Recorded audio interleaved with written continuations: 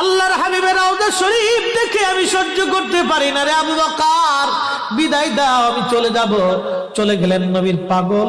সিরিয়ার দামেস্কে যাওয়ার পরে কিছুদিন পরে নবীজি স্বপ্ন দেখায়, কিরে বেলাল, এটা কেমন জুলুম, কতদিন হলো তোমার কণ্ঠের আজান শুনি না।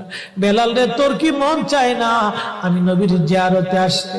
বেলাল আয়, আমি নবীর জিয়ারতে আয় রে বেলাল আয়, কতদিন হলো তোমার কণ্ঠের আজান শুনি না। স্বপ্ন যখন নবীজি দেখাইছে, এ মুসলমান, হযরতে বেলাল সুদূর সিরিয়ার দামেস্ক থেকে পাগলের মতো দৌড়াইলেন, পাগলের মতো ছুটে আসলেন। যখন মদিনাতে আসলেন তখন তাহাজ্জুদের সময় চলতেছিল। তাহাজ্জুদের সময় চলার সময় হযরত বেলাল রাদিয়াল্লাহু আনহু কাঠের জালি দিয়ে তখন রওজা শরীফ ঘিরে রাখা ছিল।